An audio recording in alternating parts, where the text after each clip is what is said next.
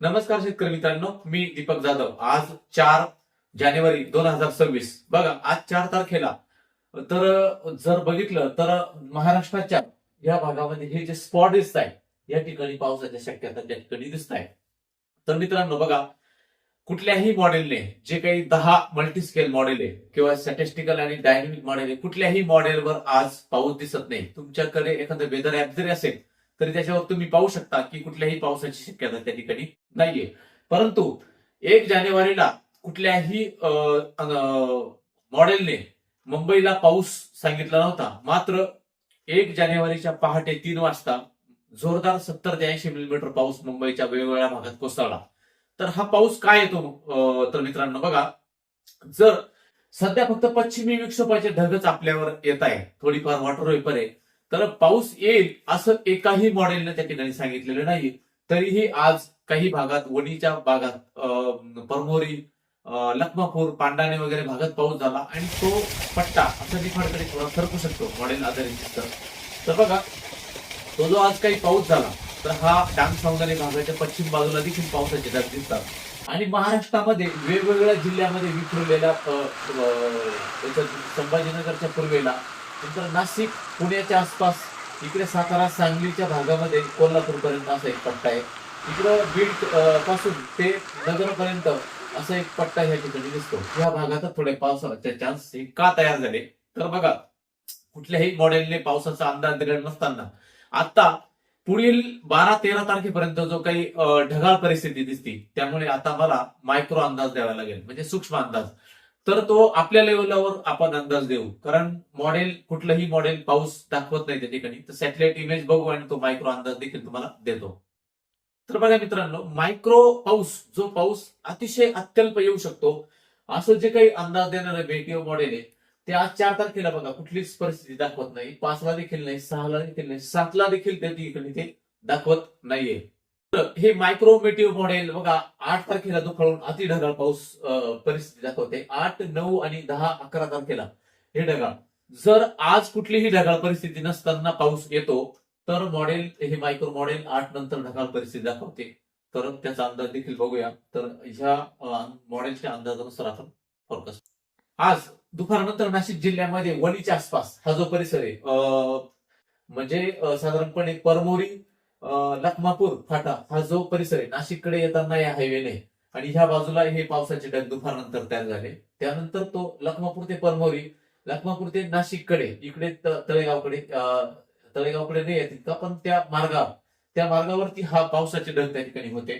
इकडे येवल्याच्या पूर्व भागात मनमाड आणि येवल्याच्या मध्ये ते पावसाचे ढग त्या ठिकाणी दिसले. इकडे अकोल्याकडे देखील पावसाचे ढग होते आणि संपूर्ण राज्यामध्ये देखील हे ढग इथे आता, तर ते मी झूम करून तुम्हाला दाखवलं. तर बघा, हे असे मायक्रो साधारणपणे दिसतंय की नगरच्या ह्या बाजूला, दक्षिण बाजूला पावसाचे ढग, पुण्याच्या सातारा, सांगली हा जो पोलादपूर पासून आहे या बाजूला, आणि इकडे नाशिकच्या पूर्व भागामध्ये जी शक्यता त्या ठिकाणी दिसते. बघा मित्रांनो, उत्तर भारतामध्ये जबरदस्त ढगाळ परिस्थिती आहे, पण ती महाराष्ट्राच्या बॉर्डर पर्यंत आहे. महाराष्ट्रामध्ये तुरळक ठिकाणी ढग दिसतात, तरीही आज तुरळक जो पाऊस झाला. तर बघा मित्रांनो, 4 तारखेला जर सॅटेलाइट इमेज जर तुम्ही बघितली तर अशा पद्धतीनं ढगाच्या विखुरलेले ढग दिसतील.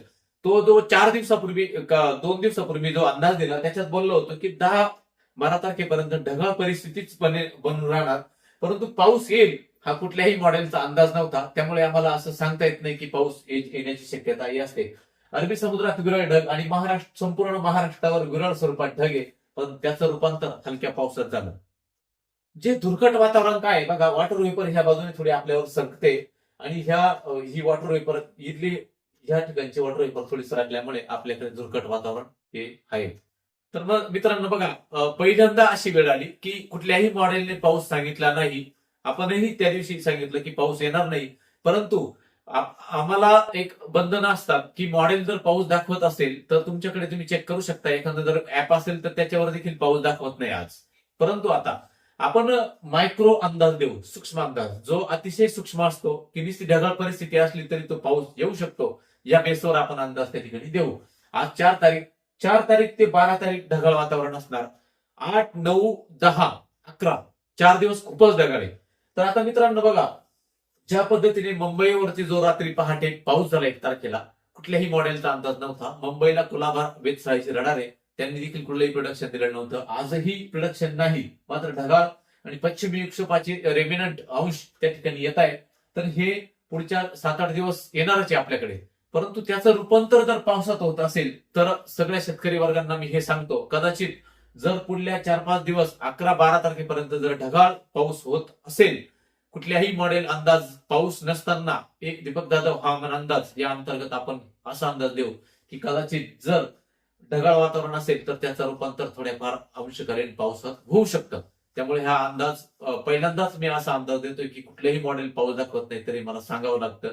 तर मित्रांनो, जसा तो मुंबईला पाऊस झाला त्या पद्धतीने त्या बेसवरती पुढच्या 7-8 दिवस ढगाळ वातावरण राहण्याची शक्यता आहे. आणि या ढगाळ वातावरणाचं रूपांतर नको पावसात व्हायला तर शक्यता दिसत नाही मॉडेल आधारे.